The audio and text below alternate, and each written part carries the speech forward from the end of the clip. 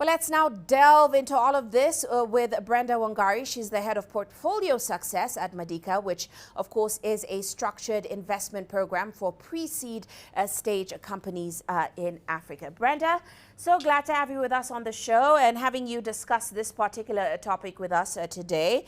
Because as we mentioned, women have been making some steady gains in several areas, such as pay, professional opportunity. So it is disappointing to find out that they attract less funding than their male counterparts in Africa's tech space. What are your findings, and what have you found to be the reason behind this? Yeah. Cool. Thank you. And thank you for having me. So from our work, what we've seen is the venture capital industry has traditionally been male dominated.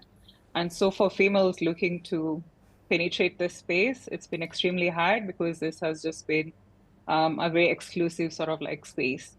And so being female and also not being on top of that, being African, it's sort of like been double hard. But I'm happy to share what we've been doing at Medica to sort of like help female founders access more funding. But before you get into that, I did want to ask you, there was a statistic that found women make up around 20% of founders today. Now, in an age where we have the Sheryl Sandbergs and, other women who are making strides in tech, even here on the continent, how do you think we'll begin to solve this glaring imbalance before we get into what Medica is specifically doing? Yeah. Wow, that's a tough job, and it's definitely not the job of one institution. And I think some of the things we could do is encourage more women to go into the STEM industry, pursue STEM careers, and also just build intentional support around those women who are building tech businesses, because that typically does not exist for them. Well, at Medica, how are you tackling this gender gap, especially when it comes to venture capital? Yeah. So we're doing a couple of things, and so one of the things we're doing is really creating this community of support around our founders, and we're using mentors who have experience on the ground, either running businesses, expanding them, and fundraising, who work hand in hand with these founders on a daily basis to help them build businesses that would be viable for other investors to invest in.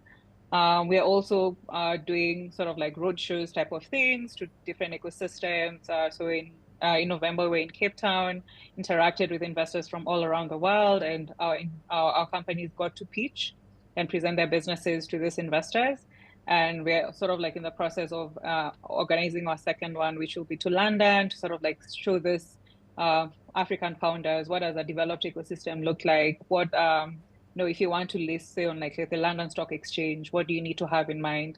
And so we're very intentional about just curating this community of support around our founders, because it typically does not exist. And being a founder already is already a very, very lonely journey. So having other people who are able to support you to build that has something that we've been doing, and we've seen like it's bearing very good fruits.